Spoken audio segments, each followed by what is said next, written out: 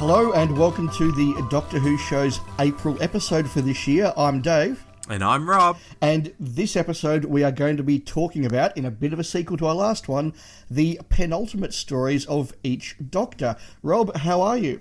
Hello, Dave. I am well. We've just come off Easter break, and I worked all through the Easter break.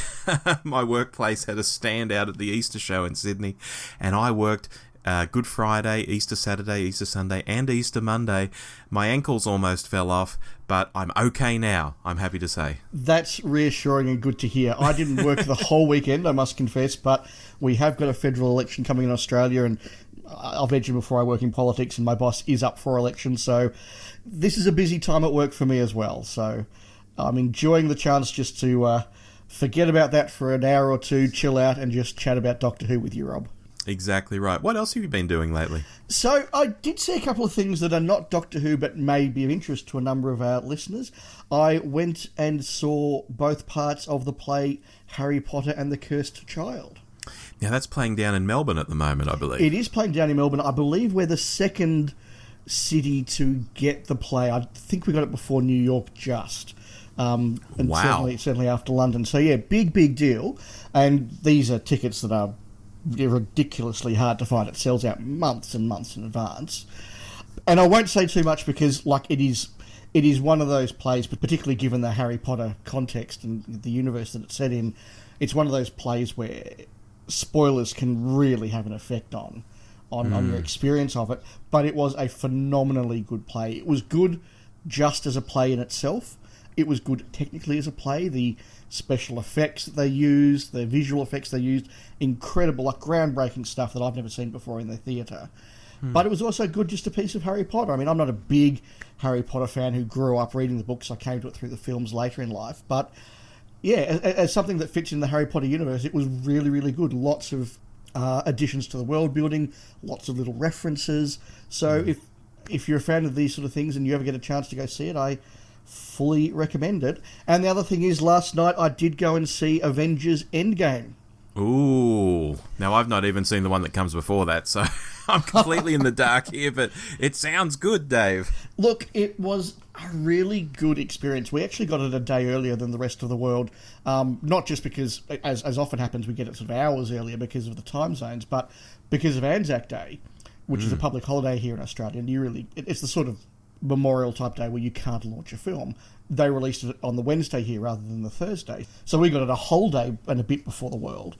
But the excitement levels when I saw this, the only thing I can really compare it to would be The Phantom Menace 20 years ago. Just in terms of the vibe going into this film, the audience there, it was a large cinema, sold out. Every session yesterday and today was sold out well in advance. But being the climax of 20 or more movies, there was just a real sense that this is our Return of the Jedi, Rob. Now, when you say you're comparing it to The Phantom Menace, it's just the vibe, not the quality, I'm assuming. That's right, yes, it is a much better film. But yeah, that excitement going into it. And look, I thought it was a really good film. I thought it did a really good job at wrapping up phase of the Marvel Cinematic Universe. I will say, and again, I can't go too far because spoilers are a big part of this movie, but it is a very different film to Avengers Infinity War. They're both excellent films, but they have very different styles, very different vibes. They work well as a sequel to each other, but if you walk in sort of expecting to pick up exactly where Infinity War left off and just continue in the same tone and style and vibe, that's not what you get. You get a whole new film that starts on its own terms and does its own thing and then pulls it all together. So a couple of really good non-Doctor Who experiences for me, Rob. What about you? Yeah, look, I'll just say something quick on Avengers Endgame, and that's there are a ton of spoilers out there in reviews and such. I mean, I've famously said on this show before, I've maybe seen half of the Marvel movies, so if there's 20-odd ones out there, I've maybe seen 10 of them.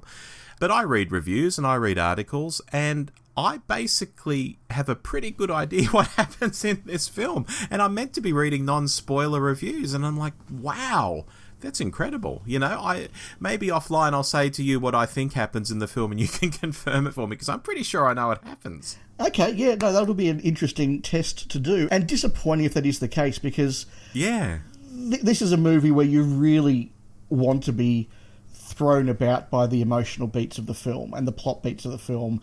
And to not be able to do that, I think, would be a real shame. So, listeners, if you're interested in this, and look, I haven't seen every one of the Marvel movies, but I've seen most. But if you're interested in this, get out and see it before it's spoiled for you. It is a very good experience. Yeah, there's even a hashtag going around at the moment, don't spoil the end game or something like that, because people are conscious of it.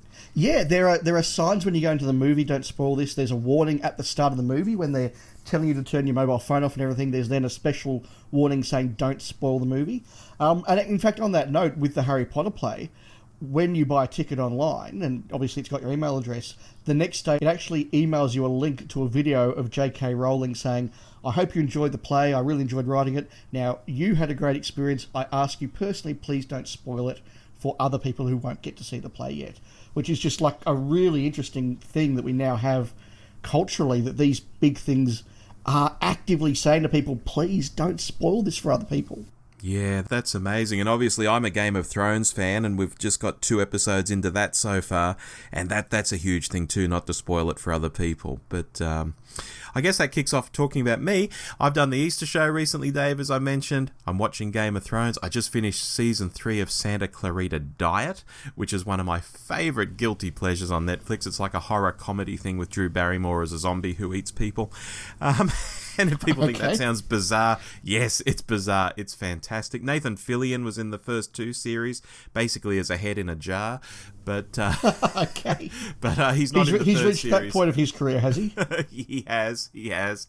I've seen a wonderful documentary on Suede, the 90s British band, which I absolutely loved, and they're still going now, but they're mostly known for their 90s output. That was a fantastic documentary.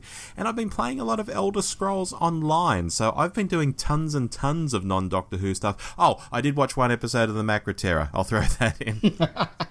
My Macra Terror has arrived, but it is sitting unopened. It may be one for after the election campaign, I'm afraid.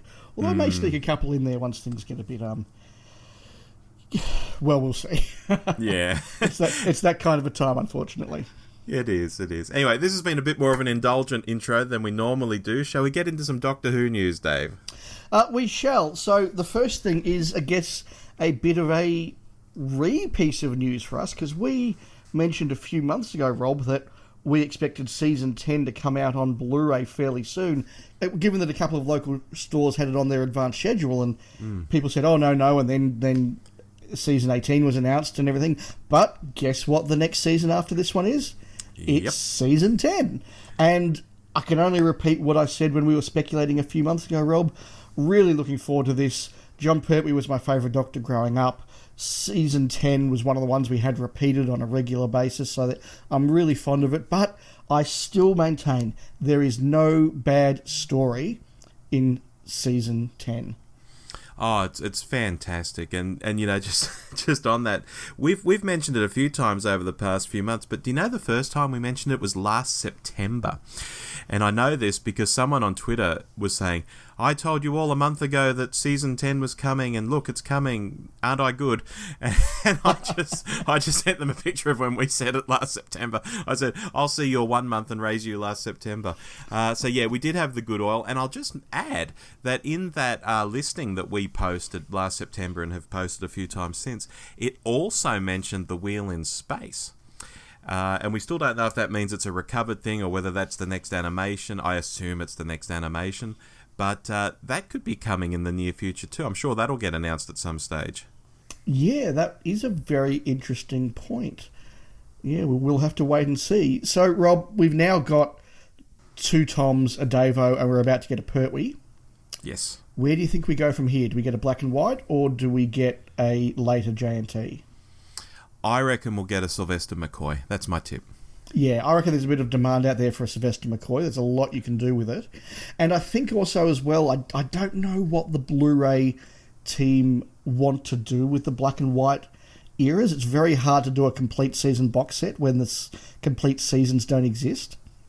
I think they're trying to maybe get more animated ones out and, you know, fill in some gaps and maybe release one with some animation in it perhaps at some stage. Yeah, that's interesting. I mean, Season 1, you'd get pretty close. You just need Marco Polo, or you'll do it without Marco Polo. But I have to say, an animated Marco Polo is one that I would get excited about because I love the story and I think the visuals would add a lot to that. I've said before, it's one of the very few recons that I've actually watched and found engaging because of those amazing visuals in the story. So season 1 could be an easy place to start for them. Season 6 would be potentially doable. There's a lot of complete stories in there. Yeah. And the invasion exists with the 2 animated episodes. Again, space pirates is the issue. But yeah, interesting to see where they go from here. But I just need to say, as someone who was a little bit cynical, a year or two ago about these Blu-ray box sets, and is it just another chance to take fans' money? I'm completely all in now. I'm not just buying them. I'm excited and speculating about what's coming next. Yeah, much like the DVDs, they're proving to be a real labour of love, and the team involved really actually care about the content they're adding and how they're packaging them and all of that good stuff. And that's one of the things I like about Doctor Who, when some of these big franchises get a bit too big for their boots and just pump out absolute crap, Doctor Who always has this slight... Even now, this slight cottage feel to it, that it's old fans who have grown up and got into the television industry or whatever get involved and all of this and sort of come together and really put in a lot of blood, sweat and tears that they don't really have to make these things as special as they can be. They are a good thing, the Blu-rays. They are, and let's also remember there are probably a lot of people who have discovered Doctor Who in the last 5 years as they've become teenagers and grown up with the new series, who are maybe starting to get more interested in the old series. And a lot of the DVDs are hard to come by now. A lot are out of print. So I wonder if there is a whole new generation who is just checking out a few seasons of classic Doctor Who with these ones who didn't have the DVDs. Yeah, well, we've seen people so excited about watching old episodes on Twitch, and then just the other day, to tie into what you just said, the Doctor Who Fan Club of Australia said, look, we've picked up these DVDs. We believe these to be the last commercially available DVDs of these particular stories. There's about half a dozen stories. If you want to buy them, come and buy them, sort of thing, from our store. And I thought, holy hell, look at these half a dozen stories. They're just not going to be on shelves anymore. Yeah, that's incredible. Yeah, absolutely. It's a whole generation ago in some ways that these DVDs started coming out. So, yeah, it's good to have them, and it's good to have these nice, lovely box sets. It is. Shall we move on? Please, yes. I've got an interesting story here, Dave. Do you know, just before Jodie Whittaker got into Doctor Who, she did this TV series called Trust Me. Have you ever seen it? No, I haven't even heard of it. Okay, the premise is it's a bit of a medical thriller where I've not seen it myself, but it seems Jodes turns up in a hospital and says, I'm a doctor. Funnily enough, she becomes a doctor later on Doctor Who, but, she turns up and says, I'm a doctor, and she's not actually a doctor at all. And she's pretending to be a doctor, and I'm not sure whether it's because she's mentally unstable or something. I don't know why she does it in the show, but it's been a very popular series, and the showrunner wants to make a second series, but of course Jodie's not available for it now, and he's been talking about it in Radio Times, and the whole premise is, he's going to go off in a different direction and design another character in another hospital, I guess, who's pretending to be a doctor, and maybe the series will be like different stories about different people pretending to do this sort of thing. And I thought, wow, they mustn't have signed her to a 2 or 3 season deal. It must have been just a one-off, and then when it got popular, they're like, oh, well, we'll do this. Oh, she's become Doctor Who. Okay. We can't get her back. Yeah, I certainly know back in the 90s it was common to sort of get a 1+ whatever contract, where if the show didn't quite work after one season, it was very easy to drop everybody, but if it was renewed for a second, they kind of had you forever. So I wonder if that was the case. People are still just sort of signing for one season. If it's good, they'll sign you then for sort of a few more. But yeah, it's interesting as well that she can't do both. Look back at the days when Davo was doing 3 TV series at once. Yeah, exactly. And I don't think either... Well, Doctor Who's not a particularly long series. It takes a little while to make, but there's big slabs of the year where she's available. Well, especially when we're getting none for a year. Yeah, and I don't think this Trust Me series is a particularly long thing. Like most British series, I assume it's 6 episodes or 8 episodes a season or something. Yeah, interesting. Maybe it's all just an excuse. Yeah, I don't know. It's just funny, though, in the article, the showrunner was actually watching that Wimbledon final where it was announced that Jodie was the next Doctor. And he was as surprised as anyone that his star was, they've become Doctor Who. Oh, that's nixed things for me. Fair enough. I came across a bit of news, Rob, that I think sums up so well just where we are in the silly season of Doctor Who news. We're now some distance from the last season coming out. We're a long way from the next season coming out, and there's just not a lot of sort of new news around the show at the moment.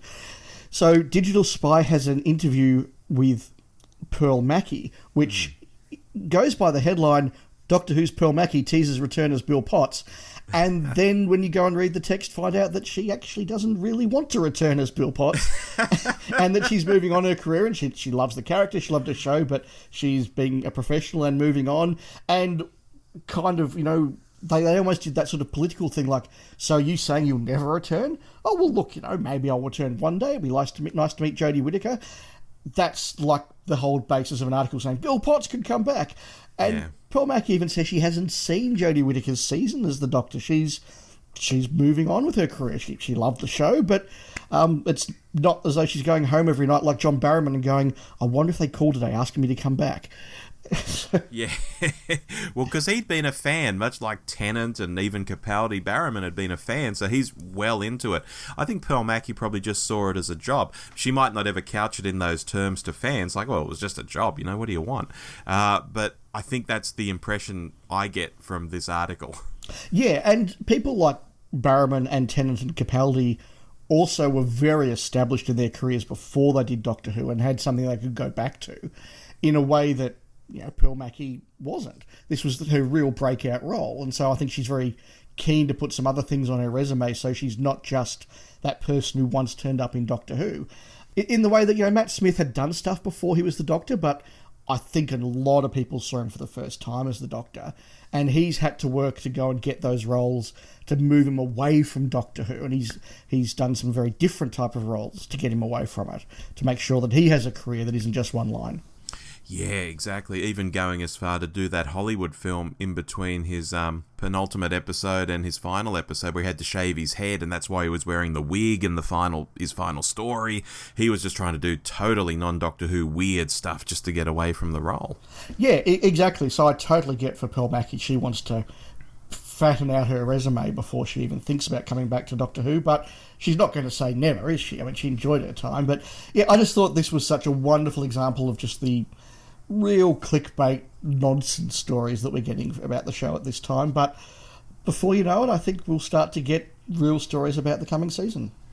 Yeah, well, look, to round out the news, let's have another non-story, Dave. This is the Radio Times talking to Russell T Davies and putting the question to him, would he come back and write an episode for the show, specifically the 60th anniversary episode, which I guess when you think about it is in our nearish sort of future, which is kind of scary to think about. It would have to begin filming in about 4 years, yeah. Yeah.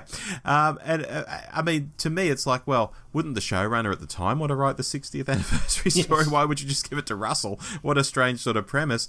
But anyway, they put it to him, and he said, well, it'd be like coming back to a job I did 10 years ago, wouldn't it? Who would do that? And it recalls also when he wrote the novelisation of Rose. Everyone got very excited, but he was saying at the time of that novelisation, look, yeah, this is a one-off. I'm not coming back to Doctor Who. It's done. Who wants to go back to their job from 10 or 15 years ago, or their school from 10 or 15 years ago? And so, look, folks, Russell ain't coming back, and that's the story. That's a non-story, basically. Yeah, which is a shame, because it's interesting when you start to talk about anniversaries. Most people very naturally talk about getting previous Doctors back, but wouldn't it be lovely to have a little sort of mini season or a series of specials where each of the former showrunners came back and did one, getting a Russell episode, a Moffat episode, potentially by then former showrunner Chris Chibnall as an episode, and one by whoever replaces him. It'd be lovely. I mean, it's a very Fanish kind of thing. Oh, it's hugely Fanish, and it's never going to happen.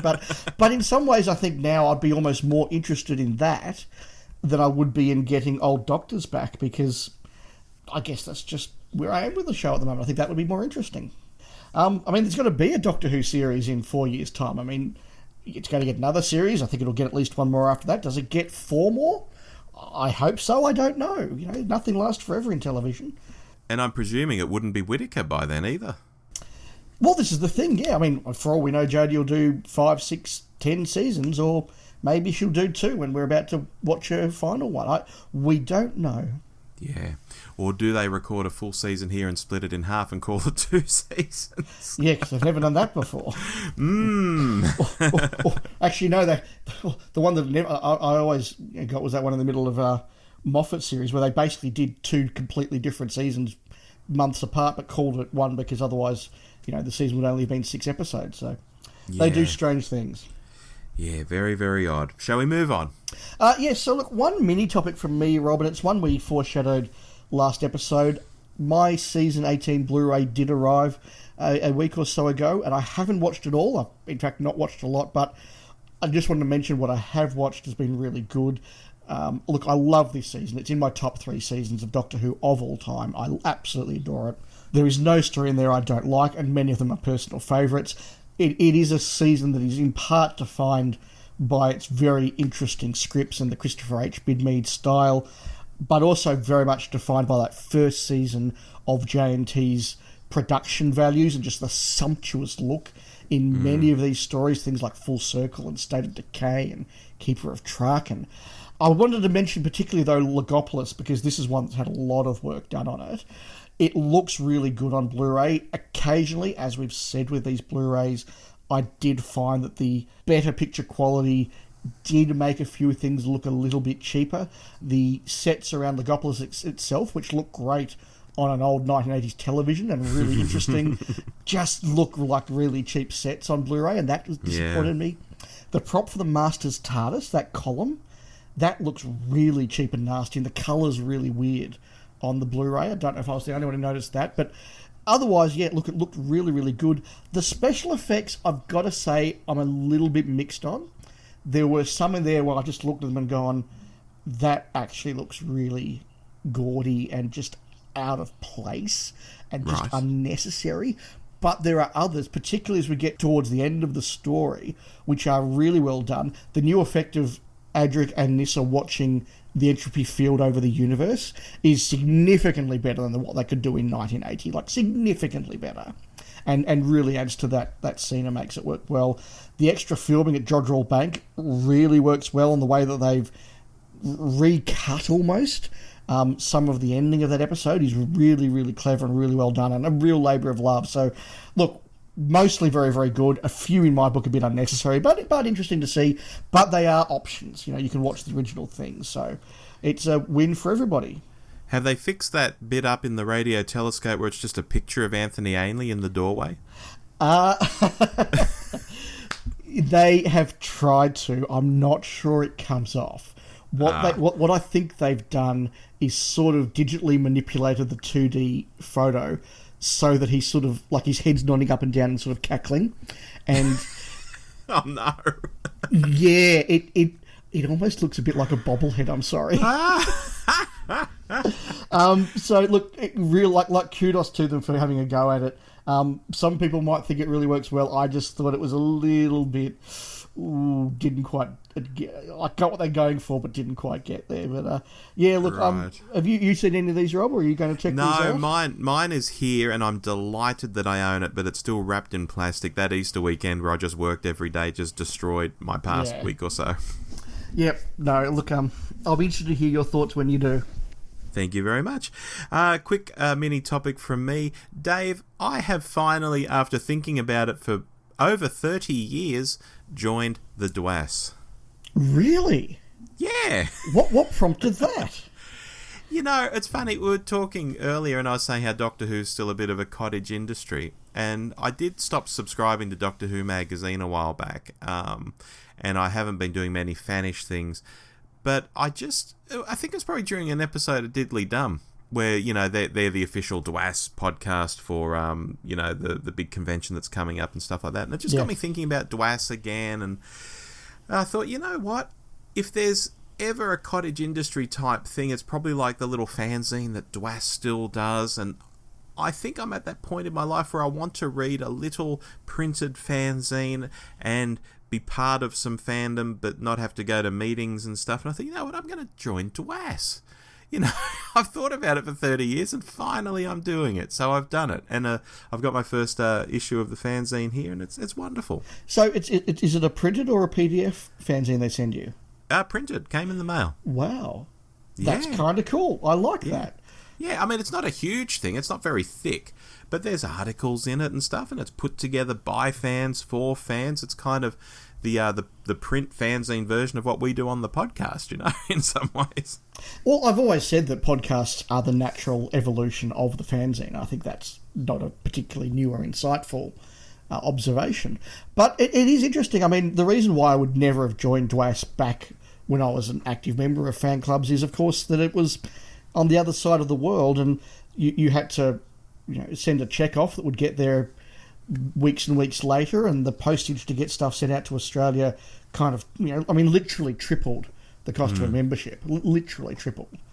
And so it, you know, really wasn't that worthwhile to pay a huge amount of money to get a fanzine that would take 3 months to get to you and be incredibly out of date by the time you got it, particularly when you're getting local fanzines. So, yeah, that's very cool. It never even occurred to me to do it. It's very cool. Yeah, it's a quirky little thing I've done, you know, just threw some money down and thought, what the hell, let's see what it's like for the next 12 months. And I might continue it, I might not, based on this first fanzine, you know, I've not decided either way. You know, we'll see where we are in 6 months or 8 months or something. I might renew, I might not. There you go. On to the main topic then, Rob. Yes, drum roll, please. So, we are doing Penultimate Stories. Now, last episode, of course, we did Sophomore Stories. We talked about how does a Doctor's era get settled in and patted down with the second story after the big regeneration story. And then it was Mark from 42 to Doomsday who said, well, when are you going to do Penultimate Stories? Yes. And we both said, that's a really good idea. Let's just do that. Yeah, it never occurred to me at all to do it. Yeah, so I think what we're going to do is just run through the 12 stories that we have. And again, look at both, is it a good story, did we enjoy it, but also through that prism of, can you see the end of an era coming? Does it help set up before the big finale regeneration story, and how does it all work in context? Absolutely. I'm really looking forward to this because there's some interesting stories in here. There is a real variety, probably a bigger variety than we got with the sophomores. Yeah, I agree. And I think that's partly a mix because we're going to see a variety. Some of them are literally just we're getting towards the end of the season, have you got anything we can make? And some of them are very deliberately penultimate stories, and that's a really interesting mix. This time we've agreed I'm going to do the odd-numbered Doctors and you'll do the evens, which means I get to kick us off with one of the more unusual on this list, in fact, which is William Hartnell's The Smugglers. Yes, indeed. A very forgotten story. I listened to this on audio and we actually discussed it on the podcast, probably getting towards a year ago now.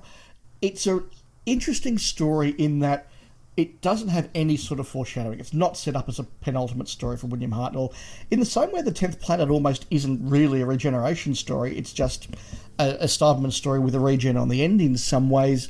Well, you know, although there's a bit of seeding. Anyway, we're not talking about the 10th Planet, but I said last episode that Patrick Troughton's sophomore story, The Highlanders, was an incredibly safe story to get his era sort of going and reassure viewers after the big change in lead actor for the first time. And I think The Smugglers is the mirror of that. This is a very safe, traditional Hartnell historical. It's a good story. I like it. There's a nice little plot there. It's not a great story. It's not a world-changing sort of story. But it does get everything very, very safe. And what it does do is ensures that we're very familiar now with the new companions, Ben and Polly, because they're the ones that have to carry us through as we change the lead actor. So it is a very good showcase for them and putting them in a really traditional Doctor Who story. So we go, yep, we get them. They're the companions doing what companions do in a story we're used to. And then we can just completely throw the audience out by changing the lead actor in 4 episodes' time. So effective in that sense, but it's also very standalone. And let's face it, very forgotten. Yeah. The story itself, Dave, is unremarkable. I mean, mistaken identities, people get accused of murder, and all that. It's very, very straightforward. And coming after something like The War Machines, where the Hartnell doctor's in swinging London in the late 60s and so on, it does feel like a step back in time, quite literally, as well as figuratively. I remember this first as a Target novel back in about 1988, I think it probably would have been. Yeah, thereabouts, yeah. Oh, good grief. The latter end of the run, definitely. That's like over 30 years ago now itself. That's crazy. And it's always hard to judge stories like this when you read the novel first, and the story itself only exists as just a few tiny clips and some audio. I mean, I guess your mind fills in so much, and it's sort of hard for me to judge it like I can judge most of the other stories here, probably apart from the Space Pirates. If I had to throw a score on it, Dave, it's probably 6 out of 10 fair. If that, maybe it's a 5 out of 10 for me. And I'm probably only saying 6 out of 10 because I'm a sucker for historicals, and I love seeing pure historicals. Look, I think 6.5 is probably very fair. It's an interesting opening gambit on this list, but it's not the most interesting on this list by a long way. Oh, hell no. Which brings us to the Space Pirates, Dave. And again, another missing story. Well, I guess one episode remains, but it's a missing story. And doesn't it get panned by the fans, Dave? It really does. Yeah, I mean, I've never been really, really down on it, but I get why people don't like it. I mean, the acting and the accents are a bit over the top, but to me, this is still 60s sci-fi. It's Doctor Who maybe trying to be a bit Star Trek, perhaps, and I can sort of listen to it and, not be too put off by it, but it's not great either. It's probably a 4 out of 10 for me. Look, I don't have the dislike for it that other fans do. I have said a couple of times now on various podcasts, it really struggles because I think the weakest episode is the one that survives. Episode 1's very exciting. You have multiple raids on various different things. You set up the pirates, you set up the space corps or whatever they are, and then the Doctor arrives and everything happens. There's a big explosion. And then part 2 sort of like, okay, let's all calm down. Let's sort of explain to the viewer what this universe is. You don't see the pirates in this episode. That's a problem. And the Doctor and his companions are just sort of stuck on board this satellite, and locked in this room for the whole episode. Once you get to the end of part 2, again, the space pirates are back. You're back on the planet. There is a lot of run around, capture, escape type stuff, but I do think it's the weakest episode, episode 2 by a long, long mark. It's not a great one, but I don't think as bad as fans say. But let's face it, this is literally them having nothing to do at the end of the season. Famously, The Prisoner in Space was pulled from production at the very last moment for good reason. and this is, I think, is Terrance Dicks literally turning to Robert Holmes and going, mate, that Croton story you did was kind of okay. If I asked you to write 6 parts of something in a couple of days, could you do it? And Robert Holmes is like, yep, I'll do it. I'll take your money. And and the Space Pirates is what you get. Followed by Terrance Dicks and Malcolm Holt going, cool, so now we need 10 episodes to fill. Like, that's where they were. So, it's crazy times. Yeah, it's crazy times. Which brings us on, I guess, to Monster of Peladon, Dave. Yeah, so I've got mixed things to say about this story. I'll start from the start and say I'm very much of the belief that this is the weakest story in Pertwee's era. It doesn't quite hang together very well at all. But I think this is the first example of a genuine penultimate story, in that Letts and Dicks were the first production team to really care about that sort of ongoing continuity and that ongoing series world making. Insofar as, Planet of the Spiders is the first very deliberate homage to an era, to end an era. And I think they've got an eye towards that when they do the Monster of Peladon. We get to sort of start saying farewell to the Pertwee era by going back to a planet that, was in a very good story, and having that sequel. We get to see a couple of familiar characters, Alpha Centauri and Agador. And it's also looking at a few of the various sort of themes of the Pertwee era, that future universe, that future Earth Empire thing that we get in a lot of stories is sort of there. There is a sense of kind of doing a bit of a lap of honour here. It's a shame it doesn't quite work. The other thing that I think really defines the Monster of Peladon, though, is this is the story that was being made at the time when Pertwee's retirement from the role was announced. So this is the story where he is starting to separate himself personally from the cast and crew and getting ready to make that. But it's also the story where the fan mail started to arrive saying, please don't go.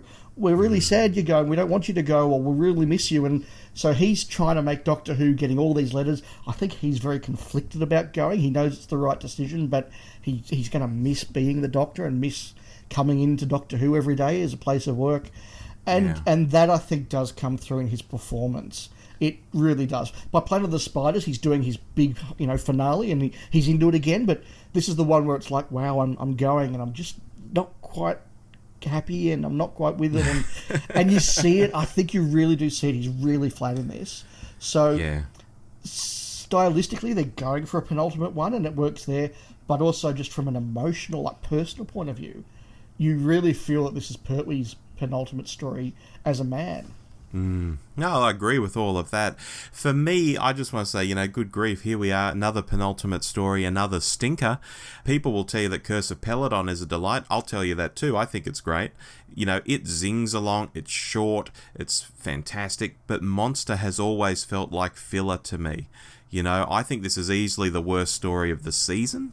And definitely in the bottom few Pertwees of all time. I think it's just sucky, Dave. I think it's boring. It just drags on and on and on. Doesn't really do anything new with what we already had in Curse of Peladon. I've never liked this. This is 5 out of 10 for me. Oh, that's generous. The other thing as well is that the money's clearly running out, and they're clearly putting a bit aside for Planet of Spiders. Yeah.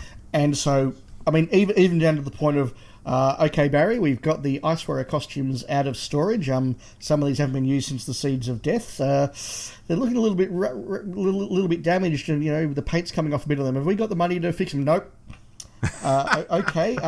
So we're looking to get Agador's costume out of storage. It probably needs a bit of a remake. Have we got money? Nope. Okay. I want to do a few things with the sets, but it'll cost. Nope. Nope. There really is this feeling of Doctor Who's always cheap. But this really feels and looks really cheap. The lack of money does show on this one. Something shocking. Yeah, it really does.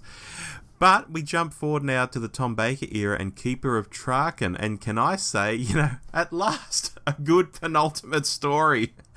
I have always liked this one, Dave. Tom's last season just has this mood of being the end in one sense, yet other aspects like the titles and his costume are really fresh. It's like this new old show. I'm not saying anything new or profound here. I just love that vibe.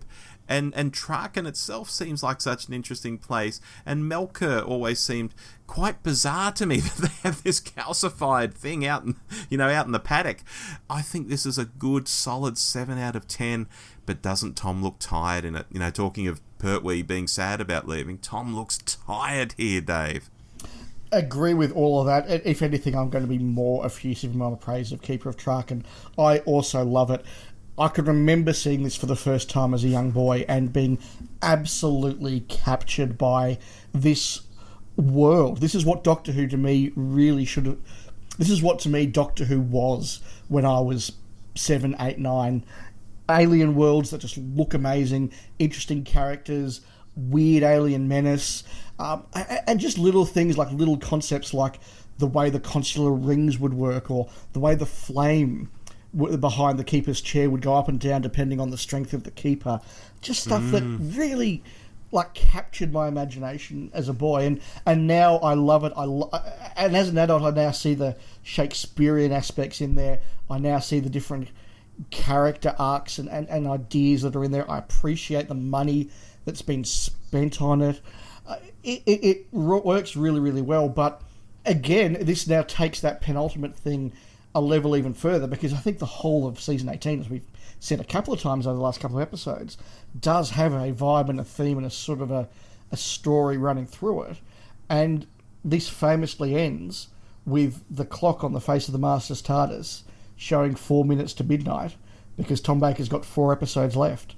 Yeah, well, Christopher H. Bidmead would disagree, as we talked about last episode, but I know exactly what you're saying. Yeah, look, I mean, he disagreed that there was a deliberate, modern style arc, but I don't think there's any doubt that he had a very deliberate and consistent tone, and that they were building towards the end of an era. I mean, the end of the longest-serving Doctor.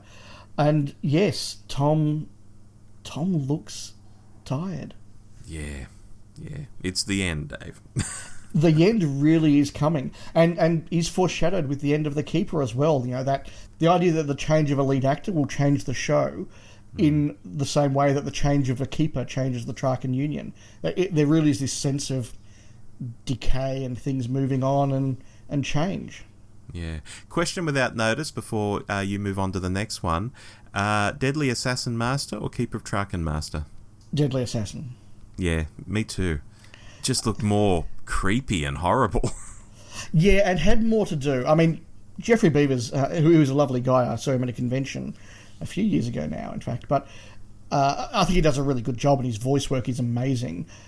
He doesn't get as much to do as Peter Pratt's Master does, and I do love the Peter Pratt mask. As restricting as it was for the actor, and I totally get why it was a problem, I love that mask. Yeah, I remember the first time I think I saw it would have been in Peter Heining's A Celebration book, and it was a black and white image of it, and it looked scary as hell. Those dead eyes and the flesh coming off, and oh my god, fantastic. Yeah, but look, as I said, Geoffrey Beevers is great as well. But yeah, absolutely, a great story, which takes us on to the Fifth Doctor's penultimate story, and my favourite of his era, Planet of Fire. High praise. Yeah, I really do think this is his best story of the era. I think his interaction with the Master is really good.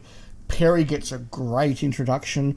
It looks amazing. Like the location work in Lanzarote, both being Lanzarote and also standing in for the planet of Sarn, just is absolutely amazingly well shot. And it looks like an alien world in a way that a Quarry never quite will.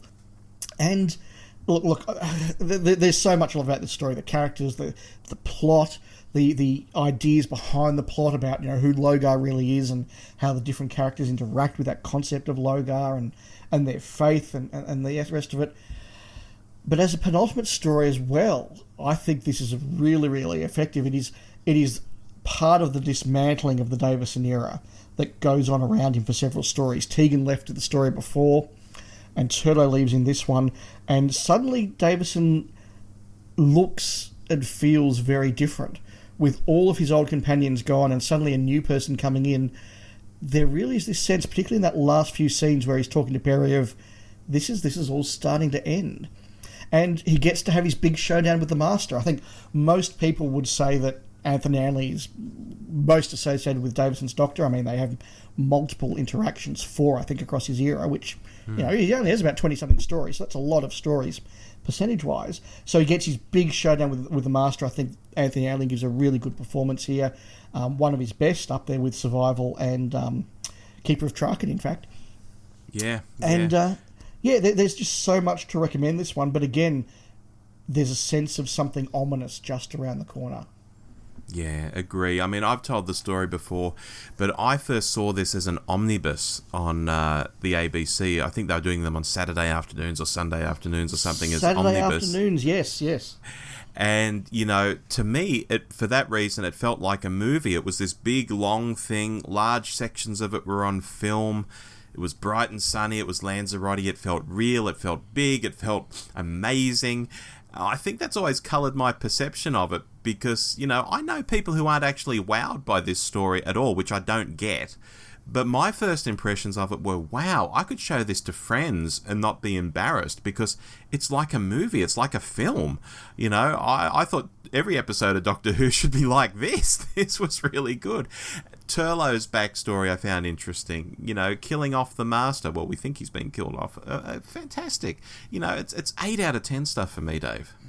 Yeah, look, it's even higher for me. As I say, it's my favourite Davo. I think a lot of people do regard it fairly highly, but you're right, some don't. And I find that interesting. Maybe it's just the podcast I listen to. I don't know. Yeah, look, maybe. I don't know either. I mean, it is perhaps best remembered, unfortunately, for the visual way in which Perry is introduced, and that is a very poor decision. But you're right, Fiona Cummings' direction here is remarkably good, and I'm surprised often that Fiona Cummings isn't mentioned in the same sort of levels as some of the best directors in the show, because her work is really, really good. Yeah, she is wonderful. Which brings us, Dave, to Terror of the Vervoids and Yes. Colin Baker. Now, we had a bit of a quick discussion when we were planning this episode about what we picked as Colin's penultimate story, and I think we picked the only thing you really can pick, but there were other options. I mean, you could argue Revelation of the Daleks. You could, or you could say that maybe Ultimate Foe is his penultimate because he's technically in Time in the Rani, but I'm taking it that Colin's not in Time in the Rani at all. Sylvester's in a Harpo Marx wig, so I'm sort of rolling it back an episode. Yes. And so I'm saying this is his penultimate. Yes, and of course, Big Finish has done a whole lot with Colin since, including, I believe, his final story. So there's all that off-screen stuff as well. But look, yeah, we're going for a Terror of the Vervoids as the penultimate, which is kind of an accidental penultimate, I guess. Rob, so what did you make of it? Look, Dave, this is hugely maligned, this story, but as we've said on this podcast before, it's okay. The trial segments sort of mess it up. But basically, this is Agatha Christie in space. Colin is charming. He's not being a dick. Bonnie's enthusiasm for everything and let's get into investigating this doctor is very, it's in keeping with what all the great companions do. I think she's quite good in this episode. I think it's a shame it's so maligned. I might even call this a 7 out of 10 because for me it's of its time, it's of its era, it's perfectly decent Doctor Who. It's not a classic, it's not designed to be a penultimate story, but it's quite alright. I have no problem with it. I think that the real shame about Colin Baker's era is that what ended up being his penultimate story is probably his best performance and the one where he best nails the character of the Doctor and seems most relaxed in the role. Yeah, like I said, he's charming. He's not a dick, in this story. He's wonderful in it. Yeah, and Bonnie Langford as well. I noticed this the last time I watched Trial. She's really actually quite engaging in this. I don't think she works quite as well with Sylvester's Doctor. I don't think she quite balances her performance right in some of those stories. But in this one, she's really good. And after Tegan, who never quite wanted to be with the Doctor and was complaining a lot, and Perry, who just had a horrible time in the TARDIS and you just wondered why she stayed, to have this companion who just gets on with the Doctor and he's really excited about a new adventure and exploring the world in the way that we as fans and viewers are excited and want to explore these new alien worlds. She's now doing what we want companions to do. It works really, really well. I love this story. I think it's possibly my favourite of the Colin era. I couldn't say that as definitively as I can say it about Planet of Power. That's a big call, Dave. Yeah, and I'm not making it. I'm just saying maybe I could make it. I do absolutely though think it's Colin's best performance, and it's just such a shame that this turned out to be his penultimate story. It's not meant to be. He's just really good. It's a signpost for a future that never happened. Well, it happened on Big Finish, I guess. Yeah, absolutely. But no, it's kind of just a bit sad when you think about it in that sense. Shall we move on? So another one where we had to decide what we would actually call the penultimate story is the McCoy era. Now, I was very tempted to, again, as a fan of the Virgin books and someone who went through fandom in that time, to say it should be Lungbarrow, which was the final Sylvester McCoy new adventure. And again, as far as we were concerned as fans at the time, these books were the new series. We were watching to see what the new titles were and who the new authors were, and this was sold to us as, hey everyone, we're releasing Sylvester McCoy's penultimate story, and this one finishes with him being sent off on his mission that he's on at the start of the telemovie. Yeah. So, and it is designed to wrap up the Cartmel master plan and do all of those things that they would have liked to have done on screen had they had more seasons. So, a shout out to Lungbarrow, which is designed to be a penultimate story and does it really, really well. Of course, McCoy's actual penultimate story is Survival. It's the last story before the telly movie, because I think you can count that as his last story. He's in it for a third of it, and he's written out in it. And that was my thinking. Unlike Colin not appearing in Time and the Rani, Silver's very much in the TV movie for a big chunk of it. So yeah, I can't see it any other way in terms of TV output. Yeah, and so again, Survival wasn't designed to be a penultimate story, but actually works out doing the job really, really well. Now, again, I'm actually finding this is a real coincidence I'd never noticed before. Survival is my favourite of the McCoy era. Interesting. Wow. Okay. I really love it, but it ends up being not just a really good story that I think tonally is really good. It's engaging, it's interesting. McCoy's at his best, Aldridge at her best. I think it is one of the 2 or 3 best Ainley performances. He's really good in this. This is how he should have been the whole time, and he engages well with McCoy. But you also get a kind of sense of the show wrapping itself up, or wrapping an era up very, very nicely. Finally, Ace is returned to Perryvale. After 9 stories, the Doctor brings her back to Perryvale. And it's also just got all the themes of the McCoy era. I think they've really now they've nailed what they want to do with Doctor Who, and Cartmel is just running with it. But then it ends with that lovely little monologue. Yeah. And so, by accident, this actually works out really being a nice wrap-up of the McCoy era before he goes on to the telly movie and regenerates. And so I love this. I think it's one of the strongest on the list by far. Yeah, this feels like when Doctor Who got modern. I mean, the show had been set in current time periods in the past. I guess, when Davo's running around Amsterdam, he's running around 1983 Amsterdam, or I guess it was 1982 when they filmed it. When Colin's in Attack of the Cybermen, he's in 1985. But those stories don't have the feel of this, or maybe even the slightly soap nature of this. I think there's a little bit of soap opera in here as well, and is why people sometimes point at this as a bridge to New Who. They sort of leapfrog over the TV movie and say you can sort of see New Who's roots here. And yeah, the Master is menacing. The cheetah people look good. I love that, a chunk of it happens in this really urban, normal environment. And then the speech at the end is lovely, Dave. This is 8 out of 10 for me. Not my favourite McCoy, but it's a great story. And it's also an example of seeing Doctor Who suddenly catch up in many ways with television production and feeling like edgy modern TV. They've finally got Paintbox to work really, really well, and it looks great on the Cheetah People planet. The music there, I mean, I've mentioned before, I think Dominic Glynn is possibly the best, story for story, the best composer of the series, and the work he does here feels modern and edgy. You've got an electric guitar in a Doctor Who story. Like, that just, at the time, that was just like, wow, they don't do this. Yeah. Yeah. What am I hearing? This is weird. This is new. Wow. Yeah.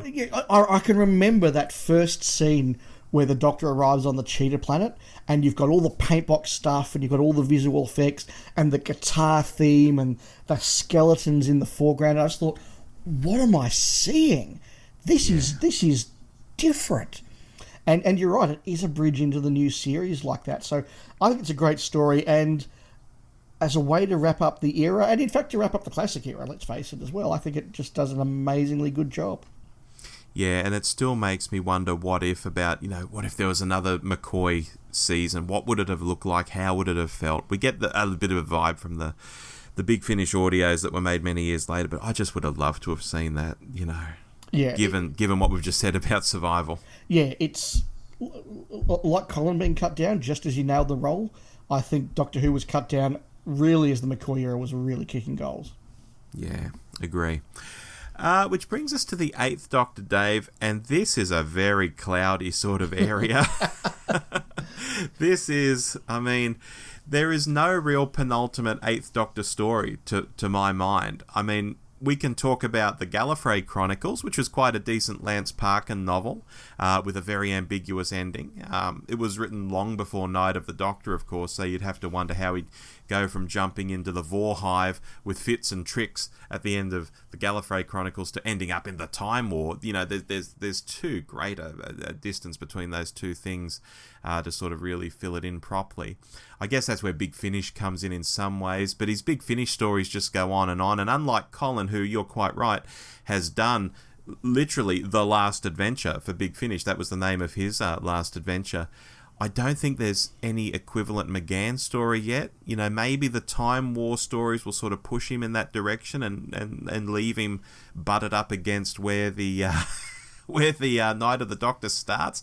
I don't know. So this is like, do we talk Gallifrey Chronicles? Do we talk stuff on Big Finish that isn't really penultimate? What do we do, Dave? Or do we just talk about the Eighth Doctor being a pretty good Doctor? I don't know. Look, I think all we really can say is that obviously the Eighth Doctor's era is a very small era on screen. I mean, if you literally just go with his on-screen appearances, his penultimate story is also his opening story. So, yes. It's very hard. He's had all these different eras. He's got his on-screen era, he's got his BBC Books era, he's got his Big Finish era, all of which sort of go off, as you said, in different tangents. And I think, unless you really try very, very hard, aren't compatible with each other. And I think that's just where the Eighth Doctor is. I don't think we can sort of pretend there is a through line that ends with a penultimate story. Yeah, I mean, Moffat got him to name-check some of the companions in that line during Night of the Doctor where he just runs through a few names. It's that strange line where he goes, you know, blah, blah, blah, blah, blah, I apologise. he really overemphasises apologise. And but yeah, they don't really fit together that well. No, it's nice that they're referenced, but no, they don't. Yeah. Shall we move on? So we're back now to something that we spoke about earlier in our list, and we're doing that when we discuss Boomtown for the Ninth Doctor, and that is that sense of, okay, we're getting towards the end of the season, a couple of stories have fallen through, we just need to get something out there, and we need to make it as quickly and as simply and ideally as cheaply as possible, because a lot of attention's going to go into our final story. And I think this is a good point, Rob, to reiterate something, which is we made the decision that we would call two-parters one story. Yeah. So therefore, we are calling Boomtown the Ninth Doctor's penultimate rather than Bad Wolf as part one of that two-part story. Because I mean that is his finale, and so this is his penultimate. That's the way we've decided to go. Yeah. So Boomtown, was written by Russell T Davies just to fill that slot so they could get to the finale. I'm not a fan. I think that the silliness quotient with the Slovene, both here and in World War III, just is a little bit high for my personal taste. I get that it's in the sweet spot for the personal taste of other people. I'm very cool with that. It's just not something that quite resonates for me. And this one, I think it is a little bit of a nothing story. I think where it's got a good reputation, that really hinges on the one scene, which is that dinner scene between the Doctor and Margaret Slovene, which is a very well-written scene. Again, it's a little silly and a little... My suspension of disbelief just isn't strong enough to make it work, but I totally appreciate what's going on. I totally appreciate the acting. As a penultimate story, though, serendipitously, it actually works out quite well. It works out in a practical sense because this is the story that shows us the Doctor and Jack and Rose all travelling together as a team so that they can work as a team in the finale the way they need to. It's the story that introduces what's going to be the Deus Ex Machina device that forms the conclusion of the next story and the Doctor's regeneration and the end of that era, which is, of course, the heart of the TARDIS. We see that foreshadowed here. And we also get to see the Ninth Doctor being very relaxed in his own skin. Yeah. Which I think sets him up nicely for the decision he has to make in his finale, where he once again has to make a choice between destroying everything so that he can destroy the bad thing, and this time says, no, that's not who I want to be. We see him here relaxed here, and it's a really good Eccleston performance. I think there's a lot to commend this as a penultimate story, whether you enjoy it or not. As I say, it doesn't work for me, it works for others. But in that sense, I think it actually does work amazingly well for something that was just thrown together by RTD to fill a slot. Yeah, I felt really let down by this one the first time I watched it. I didn't like the Margaret Slitheen character at all. I didn't like the story that much. I did always think there was something about that, cafe restaurant conversation between the Doctor and Margaret, but it never sold me on the whole story. But you know what, Dave? Repeated viewing of this has really brought the story up for me. I think it's like about a 7 out of 10 at least. Mickey and Rose are like this dysfunctional couple. Like, they even talk about getting a hotel room at one stage, and you just think, I've never heard that in Doctor Who before. No. Oh, that's different. That feels very real all of a sudden. And Captain Jack is very Captain Jack, and I think it's not too bad. The TARDIS turning Margaret back into an egg is a bit hokey, but I tend to go with it on the whole now. It's not a great story, but yeah, I like it, and I think you're right. The Ninth Doctor is really settling into things, and it is almost the calm before the storm, maybe. Yeah, I think it is. I think it's the nice little adventure you have before the big, dramatic finale. And as I say, in that sense, it works. I think you're right, Rob. If you buy into the tone of what this story is, it works really, really well. And I just haven't quite bought into it yet. But maybe... I mean, like a lot of stories, with time, you do sort of become more fond of them, and I certainly regard it better now than I did in 2005, where I just thought, after a run of really good stories that I enjoyed, and a last 2 episodes I thought were amazingly good, I thought this was just like the one turkey in a run of otherwise 7 or 8 good episodes. I now no longer think it's a turkey. I just think it's a weak one that doesn't work for me. I think we're in a very similar boat with this story. Just sounds like I like it a little bit more than you. Maybe I've watched it a few more times than you at the moment. So I'm very keen, Rob, to hear what you think of the 10th Doctor's penultimate one, because I've got hugely mixed thoughts on this one. Okay, Dave. The Waters of Mars. This is almost one of my favourite Tennant stories, but it's let down by a few things. But first, let's look at the good stuff. It's expensive. It looks expensive. The story to me is interesting. Adelaide's suicide at the end is the ultimate FU to the Doctor. I think that's one of the most shocking things we've ever seen in Doctor Who. I think it's at least top 5 shocking things we've ever seen in Doctor Who. The main thing that drags this one down for me, however, and this will sound very petty and fannish, Dave, is that the people start to turn into what look like ice warriors. They have scaly mouths, and the fact they're on Mars, it all makes sense, except they're not ice warriors. And this annoys me so much, that these mutations could have taken these people in any direction, and yet they mutate into something like a creature from this planet, yet have nothing to do with those creatures. It just annoys me so much, Dave. I don't know if it's an OCD thing or what, like I need these people to be ice warriors, but when they get those green scaly mouths and aren't ice warriors, it drives me crazy. Anyway, we get away from that. That's very fannish. The way at the end the Doctor goes from Time Lord victorious to being so shaken also feels a bit too quick for me. It's almost like the change of decision that Anakin Skywalker has in Star Wars, where at one point he's going to kill Palpatine, and then next minute he's killing Mace Windu, or helping to kill Mace Windu. He just turns on a dime.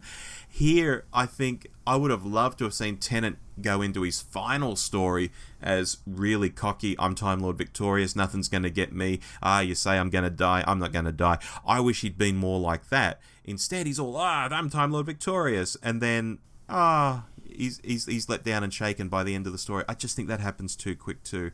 So there's a few things that bother me about this story, but I do like it very much. It's probably a 7.5 out of 10. There's a lot there you've just said, Rob. Thank you very much. This is unquestionably a story that was written to be a penultimate story. There's no doubt about that. It is very well designed in that sense. Like you, I was blown away when I saw this the first time. I can remember watching this and just being on the edge of my seat, actually gripped by some of the drama and the tension. The monsters were scary. Even as an adult, you sort of, there was something really creepy and scary about them. The characters were really quickly written and introduced, and you liked them and you cared about their safety. There were wonderful dramatic moments. The one that still stands out for me is that just one drop Doctor moment where the guy thinks he's about to escape and there's just that little drip of water that comes through and gets on his skin, and he's like, well, that's it, I'm done. That's really, really good. Tennant's performance is great. I know what you mean about the Ice Warrior thing, and I think the problem is, as fans, when you see Mars and you see that makeup, you're waiting for the Ice Warrior reveal or the Ice Warrior link, and because it doesn't come, you feel cheated. Now, that's an unfortunate just fan reaction. I think once you know it's not there, I'm able to put it to the side, and that's fine. The suicide at the end, I think, is hugely problematic, because I think any story that says suicide is, in inverted commas, a solution is a very bad place to go. It is, however, a very dramatic place to go. And yeah, I remember watching that again for the first time and just being like, wow, this has really gone somewhere dark and really escalated this sort of stuff. The big problem I have is not with the waters of Mars, it's with what comes next. We've just set up the Doctor having had this massive moment of failure, this massive moment where his ego has just had horrible consequences, and all of this arrogance that's been building up, frankly, for his entire era, has been punctured, and none of it is picked up in the next episode. None of it is built upon in the finale, and in fact, I think his finale is pretty terrible from go to woe. I think it's actually awful in so many ways, which is a shame, because Waters of Mars is so good, and you're right, if across all of these specials, there'd been a better sense of that transition from the Time Lord victorious wanker, which I just could not stand, to him getting his comeuppance, and that having to really, feed into the regeneration, would have been amazing. Instead, it's kind of all done in one story, which makes for an amazing story, and that makes for an amazing penultimate story, but it doesn't link to the finale, which kind of means it fails as a penultimate story in some ways. So are we differing here? You would have liked to have seen him punctured, his ego punctured at the end of this story, and then go into the next story with that theme carrying on, that his ego's punctured, because I would have liked him to have gone into the next story just as an egomaniac, and maybe had it punctured in the next story. That I think is where we're disagreeing. I think that it had to be punctured here. This was the way to do it. But let's see the consequences of it next story. But I totally see where you're coming from, and either would work better than puncturing it here and ignoring it in the next one, which is basically what happens. Yeah, I mean, think of that Peter Capaldi story where he comes in playing electric guitar on a tank, and that just didn't feel earned. It felt weird. I hate that scene. If Tennant came into his final story playing electric guitar on a tank after being the Time Lord victorious in this story, I would have totally bought it. It would have been like, oh, here comes the egomaniac. Do you know what I mean? Yeah, absolutely. I totally get what you're saying, and it's a really good, and I think it would work perfectly well. I would go in a different direction, but as I say, they're both better than what we got, I think. And it's a shame. Look, I agree, this is one of Tennant's best stories, and in terms of being memorable, I think it's way up there for the whole era of Doctor Who. This is a very memorable story that I just sits in my mind very visually, and I can remember the feelings when I was watching it. Yeah. Shall we move on? We should. So, Matt Smith kind of gets, well, I was going to say kind of gets a bit of a bum steer with his penultimate story, which is an odd thing when you consider that his story is the wonder that is the Day of the Doctor. I say that it's a bum steer because his penultimate story isn't really about him. Yes, he's the star of it, but he's the co-star with David Tennant, who suddenly is back, and that's great, and they work well together, but it takes a lot of the limelight away from Smith, as always happens in multi-Doctor stories. You've got John Hurt as the conceit that is the War Doctor, and often stealing scenes and taking away more from Matt Smith. Most of the big moments in this story, and let me say, I really enjoyed this story. Lots of the big moments in this story aren't around Matt Smith. They're around seeing the other Doctors around Gallifrey. They're around, oh my God, Tom Baker's there. They're around some of the reveals with the Zygons. I think David Tennant and John Hurt, between them, get the best lines, and Matt Smith's there just to smile and nod and go, wow, I'm lucky to be on stage with these guys. Is Day of the Doctor a really good celebration of Doctor Who's 50th year? Absolutely. Great fun story. Saw it in the cinema. Wasn't expecting to love it. Did love it. It's great. As a penultimate story from Matt Smith, he kind of gets screwed. He's kind of not, it's just not about him. Interesting. I've come at this from a completely different angle, Dave. Mm-hmm. Because I would like to say lucky old Smithy, because he has so many duff stories in his era. Yes. He always puts in a stellar performance and is always fantastic. But many of his stories are just awful, including his finale. His finale is bloody terrible. Yes. But for his penultimate story, Dave, and I've taken on board everything you've just said, I have heard you, but for his penultimate story, he gets this story, and there aren't enough nice things I can say about this story. Sure, it's not a comfy Five Doctors, warm slippers kind of story, but it's meant for the modern era and a modern audience. It's a fun story. It's a story I say is fantastic. It's 9 out of 10. So I don't even think of it in terms of being a penultimate story. I just think of it as being such a great story, and given he gets such a god-awful finale, it makes me so happy that just before the end, he gets to stand there having jokes with Tennant. He gets Sir John Hurt in one of his episodes. He gets all this great stuff. It gets beamed across the planet to cinemas. It's wonderful.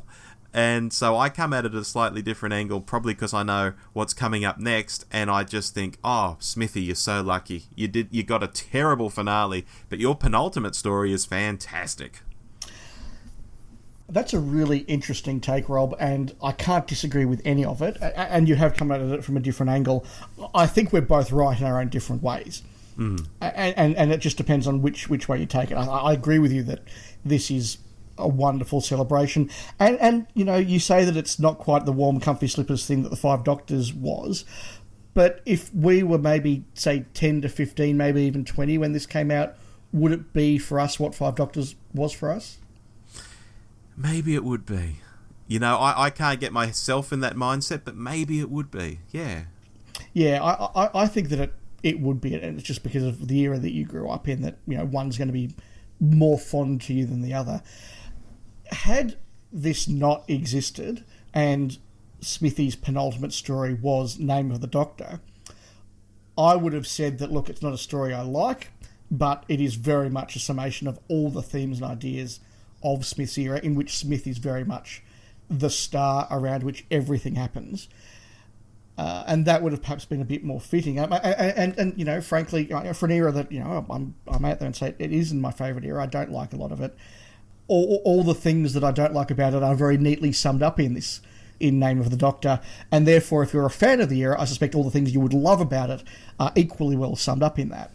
And that would have been a more satisfying penultimate. And it kind of works if you just say, look, Day of the Doctor is just this big...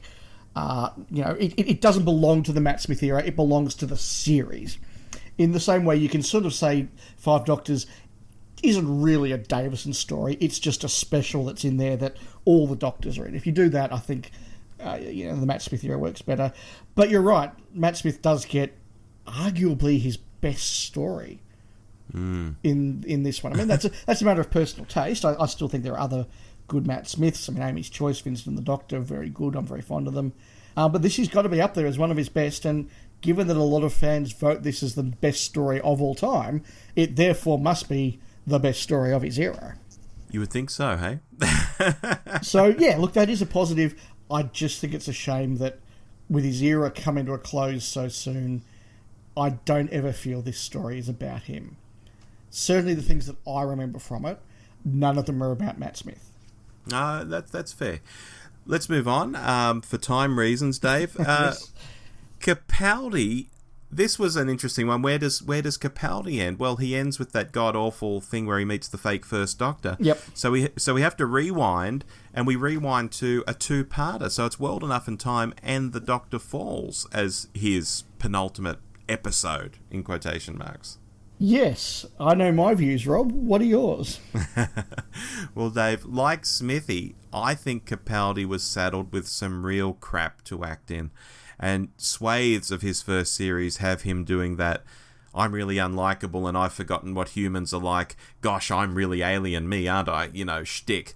Which some people seem to like, but I've always found quite stupid. Like, there's a way to showing alien and not doing stuff like not knowing what sex someone is or what is crying or whatever lines he was being given in the stories. I found the start of Capaldi's era quite off-putting in some ways. That stuff where he has to convincingly forget 11 regenerations previous of experience as though he's never done this stuff before. Yeah, exactly. It's just so unrealistic. Like, it's just done for a cheap laugh, and don't get me started down that path. But this two-parter, Dave, is amazing. Something I've said before, this story owes a huge debt to Spare Parts, the Big Finish story, even though it doesn't credit it anywhere. Yes. Unlike that Tennant story that does credit Spare Parts, yet is nothing like Spare Parts. Yes. Doctor Who can be so confusing. Look, this story is just great. It's 8.5 out of 10, I think, stuff for me. I like it very much, and it's not even a penultimate story. This should have been his finale, Dave. He should have gone down to the Cyberman, looked up, wished there were stars, and regenerated, and then somehow got himself out of that mess as the new Doctor got off the ship somehow. But, gosh, what could have been if this was his finale and not that awful, awful, awful Christmas episode? Yes, that was my main takeaway from this as well. I think this is an amazingly good story. It is possibly Capaldi's best, if not certainly one of his best. Its biggest fault, though, is that, as you say, it should have been his finale. And it's ironic now, looking back, that Moffat gave us that awful Christmas special with the fake First Doctor because you wanted to save the Christmas specials for the future, and Chibnall then threw them away for a New Year's special. So yes. It's ironic, but whatever.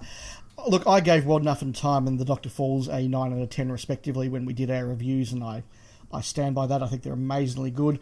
I still say that Series 10 of Doctor Who, that last Capaldi season, is one of my two favourites of the new series. And it's Season 1 and Season 10 of the new series, then Daylight, and then my third, fourth, fifth favourites. I just love those two way above all the others, and it built towards this really, really well. Capaldi does get to wrap up a lot of the stuff in this story. His relationship with Missy and indeed the Master, his relationship with his companions, a lot of the themes, when Capaldi sort of starts off his era with that whole, who am I? Am I a good man? Am I a nice man? What am I doing? And just ends up with the whole, just be kind. Yeah. And so thematically, it's a nice summing up, and it gets the era tied up nicely. It does everything you want it to do. It just should have been the end. I totally agree. We said it at the time, and I've only become further in my view. If he'd regenerated after that moment, I'd hope there'd be stars. That would have been possibly the best regeneration ever. Wasn't to be. We've said that many times, and I guess some people who disagree might be sick of us saying it, so we apologise. It's a great story. Yeah, yet another thing to blame Chris Chibnall for. Indirectly, but yeah. To conclude, Dave, after those first three Doctors' penultimate stories, I think we tend to have really good penultimate stories. Maybe there's more of a focus or thought given to this is the end of this guy's era, let's make it count, or something along those lines, because they all seem to pick up a gear or two from Keeper of Traken back in the Tom Baker era. Yeah, I think across many of them, there is that desire to start wrapping up an era and foreshadow what's going to come along the way. There are, of course, scattered through them a number of, okay, we've got our finale good to go, we're putting money into that, we haven't got something for the last slot, quick, just get something out, and we have no money to do it. I mean, the fact that Boomtown has that in common with the Space Pirates is interesting. But the number of times I said this is my favourite story of the era, I think just shows that there is nothing better than time and experience to get an era working well. And that the longer an actor plays the role, the longer that a producer makes the show, the longer that a script editor or a showrunner writes the show, the better they're going to get. And therefore you do get these really strong stories right towards the end of all of their eras. I think that's only natural. And if I can come back to a point we've made several times over the last year on our show, Rob, that just, I think, demonstrates that whatever you say about Jodie Whittaker's first series, which, we didn't hate but we weren't fond of either, there is every chance it's going to get phenomenally better very quickly because all of these eras did. Yeah, and we've just got to sit back and let it happen and not prejudge. Yep, and by the time we get to Jodie Whittaker's era, whether that's in 1 year's time or 7 years' time, I don't know. Whenever that is, I suspect that her penultimate story will be far better than anything we saw in her first series, and you wouldn't expect it to be any different. Experience and practice does make things better. Absolutely. Just thinking back to my beloved Davo, sitting halfway through his second season, could you have imagined anything like Planet of Fire or Caves of Androzani, sitting alongside the sort of stuff that was coming out in his middle season? Yeah, could you imagine Terror of the Vervoids being made when you're sitting there trying to get through some of season 21? I mean, it's a very different Doctor, it's a very different show. Could you imagine Survival at the end of Delta and the Bannerman? No, not in a million years. Yeah, exactly. So I think that we have no idea what's around the corner for Jodie Whittaker, and this has kind of demonstrated that. But yeah, it's been a really interesting run through this set of stories, Rob. I've actually taken away more from this than I even thought I would when I was planning and preparing for this episode. Yeah, and I like the way how, Jodie obviously doesn't have a penultimate story yet, but we've managed to end on a Jodie Whittaker note to tie it up to today. Yes, completely by accident, so that worked well. Well done, Rob. Pats on the back all round. Very good. Pats all round. Self-congratulatory podcasting. That's always good. Now, before we get to what we're doing next month, Dave, we do have a listener email. It's from Ham-Fisted Bap Vendor, and he emails us, "Hello, Rob and Dave. Caught up with your sophomore episode this week. Another well-rounded and enjoyable podcast. And yes, quite a feat covering 13 stories in one episode. Living down under myself, I can echo your comments about the anticipation of the Season 18 box set hitting the shelves here. We generally seem to be a month behind the UK, of course, but the Twitter and forum responses always help whet the appetite. Anyway, looking forward to the penultimate story episode. Maybe a chance for the Monster of Peladon to receive a little love, although I think I might be in the minority here." Yes. You still might be in the minority there. Yes, thank you very much for the email and for the very, very nice comments. We do appreciate hearing those. Unfortunately, yes, I don't think we've delivered what you're after for the Monster of Peladon, so sorry about that. Apologies. Dave, what are we doing next month? So next month, we're going to be talking about special effects. Now, anybody who is a fan of Doctor Who, particularly the classic series, knows the special effects are not always good, and often we excuse them, and often we understand that they're part of the times.